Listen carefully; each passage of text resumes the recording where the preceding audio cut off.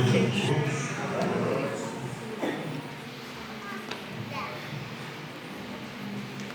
Desde 2020 para cá, os irmãos vão saber e compreender, e estamos vivendo isso nos nossos dias mudaram, né? Depois que apareceu a pandemia, essas coisas, a nossa vida mudou.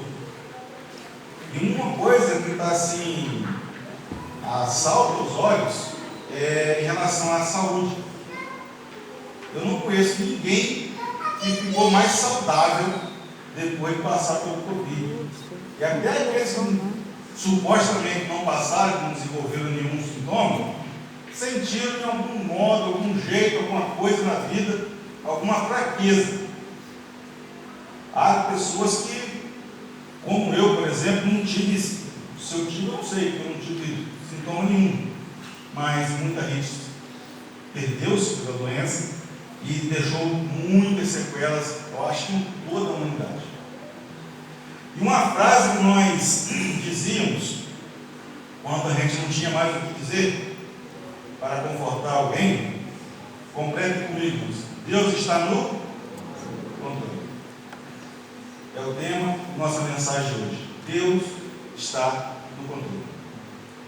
Vamos abrir nossas Bíblias. Abram mesmo, e vai passando na show, mas vamos abrir a Bíblia melhor, que depois a gente fica afiado na palavra de Deus. Um texto não muito conhecido, de um livro injustamente esquecido, Esdras, capítulo 1. Livro de Esdras, capítulo 1. Se os irmãos puderem, quiserem ficar de pé, vamos ler tudo junto, eles são da voz mais forte.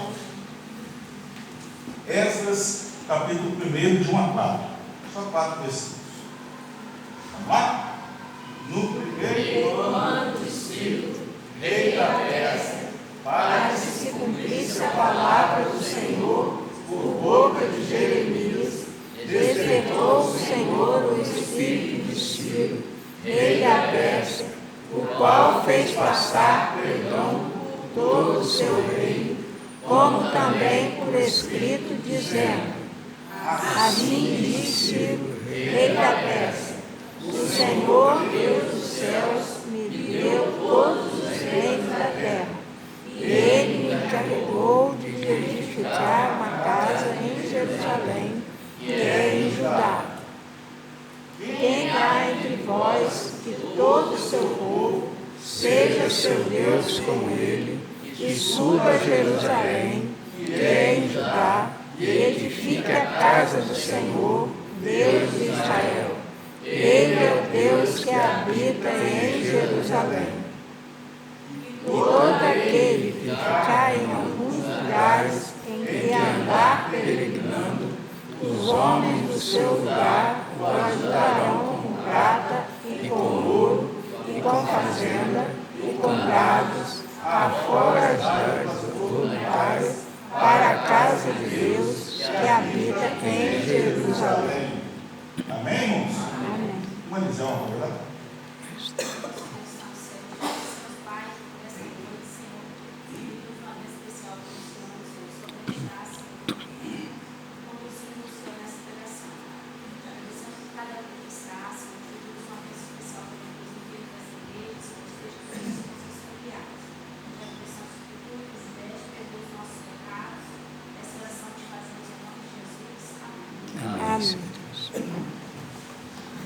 Irmãos, o texto em si, lido, vamos dizer assim, separadamente, ele traz pouco ensinamento. Mas o contexto desse texto é que é interessante, porque o contexto histórico aqui, ele já começa dizendo que no primeiro ano de Ciro, o rei da Pérsia. O primeiro ano de Ciro, ele vai, coincidentemente, ou podemos falar que Deus determinou assim, culminar com os 70 anos de cativeiro do povo na Babilônia. Neemias e Esdras eram um livro só, antigamente, no começo. Tanto que Neemias veio um pouco antes e Esdras depois. Neemias com a missão de construção do muro, de reedificar a cidade, e Esdras para a reconstrução do templo e levar a palavra de Deus, porque Neemias era governador, Esdras era sacerdote e escriba. Este Ciro citado aqui, ele é um rei persa, é um rei pagão, é um rei idólatra, é um rei que não tinha nada a ver com Deus de Israel. No entanto, o versículo 1 diz que Ciro foi movido pelo Espírito do Senhor. O Senhor moveu o espírito de Ciro. Aí é que vem a grande questão. Deus está no controle. Deus está no controle e a gente às vezes não tem mensuração de saber até quando, até onde Deus pode estar no controle. E a gente fica se perguntando, Deus está no controle, mas talvez a gente coloque algum impedimento para isso, né? Deus usou a sua soberania para dizer ao soberano do mundo naquela época o que ele deveria fazer. Se os irmãos querem conhecer um pouco da personalidade dos reis persas, dê uma leitura no livro de Esther. Você vai ver que o rei Assuero lá, ele era todo cheio de regalias.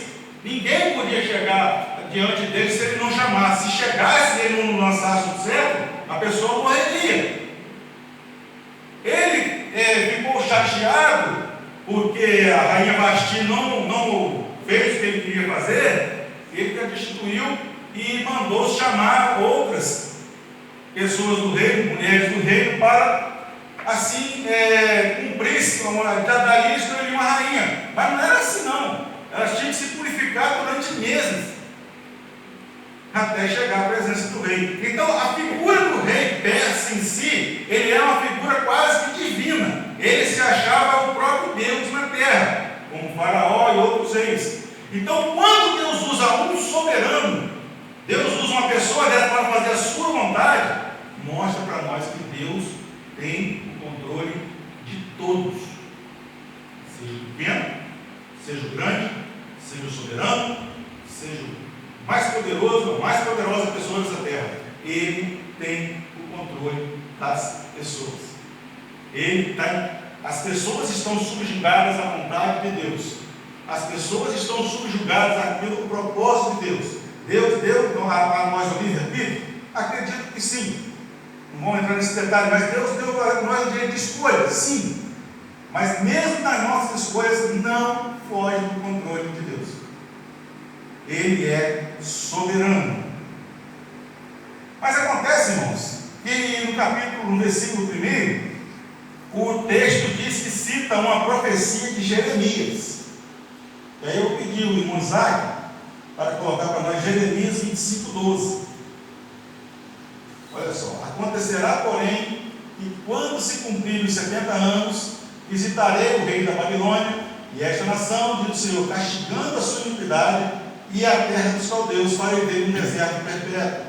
Quando fizer 70 anos do cativeiro, Israel voltará. Ele não cita nominalmente Ciro, mas essa profecia, em números relativos, foi dita 20 anos antes de Israel ir para o cativeiro e 30 anos antes de Ciro nascer. Deus tem todo o controle em respeito ao tempo. Nada foge do controle do Senhor. Nada foge daquilo que Deus tem no seu propósito, da sua vontade, do seu desígnio. Ele tem tudo debaixo do seu controle, debaixo da sua mão. Jeremias profetizou que 70 anos duraria o cativeiro. Quando se completa 70 anos, é Ciro, no primeiro ano do reinado dele. E ele tem que cumprir a vontade de Deus, mesmo ele não conhecendo o Senhor. Tem que cumprir a vontade do Senhor. Mas o mais interessante é que Jeremias viveu quase no exílio, 20 anos antes do exílio. Mas eu pedi ao irmão Isaac para colocar Isaías 44, 28. Isaías 44, 28. Olha que interessante. A quem diz de Ciro, é meu pastor, e cumprirá tudo o que me apraz, dizendo também a Jerusalém, sei edificada, e ao tempo, funda-te. Próximo. próximo, irmão. 45:1. 45:1, próximo. Só o versículo depois. Muda o capítulo aí. Assim diz o Senhor ao seu ungido, a Ciro, a quem tomo pela sua mão direita para abater as nações diante da sua face. Eu soltarei os nomes dos reis, para abrir diante dele as portas, e as portas não se fecharão. Tem um detalhe aqui, irmãos. Quando Isaías profetizou a respeito de Ciro, em números relativos, mais ou menos faltava 150 anos para Ciro nascer, e mais ou menos 190 anos para que Ciro chegasse ao trono. Como que Isaías vai profetizar algo sem saber quem é Ciro? Porque pela vontade do Senhor, ele tinha que fazer a vontade do Senhor e escrever a vontade do Senhor. Deus tem o controle de todas as coisas. Deus já sabia de antemão que o povo de Judá ia pecar. Deus já sabia de antemão que o povo de Judá iria para o cativeiro. Deus sabia de antemão que em 70 anos o povo seria liberto do seu cativeiro. E Deus, na sua plenitude, sua sabedoria, já disse até que libertaria o povo de Israel, mesmo que ele ainda faltasse mais de 1,5 século para ele nascer. Entende isso, irmãos? Quando nós falamos para alguém, Deus está no controle, Ele está no controle de todos, do tempo, de tudo. Ele chama Ciro de meu pastor, de meu ungido. E Ciro, no capítulo 1 de Esdras, reconhece que o Senhor o determinou a fazer aquilo. Ele não conhecia o Senhor, mas de alguma forma o Senhor moveu-se nele, para ele sabia que era o Deus de Israel. Como está isso? Não tenho a menor ideia. Mas Ciro fez a vontade do Senhor. Ele cumpriu a vontade do Senhor. Ele podia ser o soberano da terra, porque aquele reino que ele tinha, foi o Senhor que deu a ele. Ele poderia ser a pessoa mais ilustre do mundo, mas tem que se curvar à vontade de Deus. Quando Deus quer, tem que se curvar à vontade do Senhor. Irmãos, e o que tem a ver esse texto com a mensagem?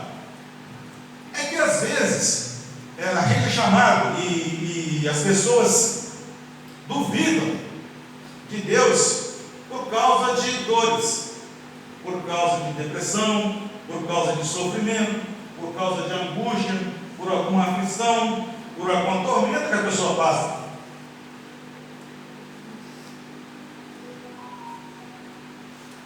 Mas Jesus disse que todos nós teríamos aflições, mas eu venci o mundo. A chuva, se você é um cristão, seu vizinho não é, a chuva cai na sua casa, na dele não. A chuva cai na dele e na sua não. Cai nas duas. Você sente dores, o ímpio também. O ímpio, ele sente solidão, o cristão também. Tem depressão para o ímpio? Tem, o cristão também.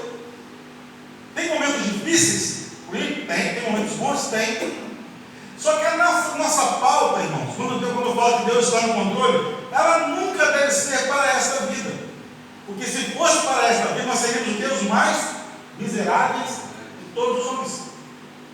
A nossa esperança não está aqui. Porque quando nós pregamos Deus está no controle, vem a chuva, vem a desgraça, vem a tragédia, vem a perda, vem tudo na vida nossa. Mas a nossa esperança não está aqui. Essa é a grande diferença. Quando nós dizemos que Deus está no controle, nós sabemos que há um soberano acima de nós que controla todas as coisas. E que tudo que virá sobre a minha vida, pela vida de cada um aqui, Ele continua no controle. Ele sabe de todas as coisas. E a nossa esperança é a glória. A nossa esperança é a eternidade. A grande diferença do nosso sofrimento para o sofrimento de quem não tem essa esperança é justamente isso. É nós termos uma visão para além da vida. Ai, irmãos, isso é bom demais. Já falei aqui várias vezes, já foi até gravado em alguns vídeos sobre isso. Mas experimente visitar alguém que está doente, experimente visitar alguém que está no leito de morte, uma pessoa que que é cristã, fiel ou que não é, e você vai ver a grande diferença de uma pessoa que está desesperada com a chegada da morte, enquanto que o outro está esperançosa, mesmo sabendo no momento difícil de dor, quem sai confortável é o doente que visita, porque a esperança que ele tem, a esperança que nós temos, é que Deus continua e sempre terá o controle de todas as coisas. O que nos aguarda, irmãos, é algo incomparável. E a irmã Valéria vai encerrar. Hoje a mensagem é um pouquinho curta. João 6, 37. Tudo que o meu Pai me dá, virá a mim. E o que vem a mim, de maneira nenhuma, o lançarei fora. Nunca deixe, nunca procrastine isso, nunca tarde. Nós cantamos aqui, não tardará. Não tarde a sua decisão. Eu não sei quanto tempo nós vamos viver. Foi falado na classe hoje, mas se a pessoa com 100 anos, né, irmão? Se a pessoa com 100 anos decidir por Cristo, é salva? Não, o quê? Teve tempo, teve sorte de chegar até essa idade. Mas quantos de nós atingirá 100 anos? 90 anos? 80 anos? 50 anos? Quem sabe? Deus está no controle de tudo. Nunca se esqueça disso. A nossa esperança não está aqui. A nossa esperança está no eterno, no porvir. Glória a Deus. Amém, irmãos?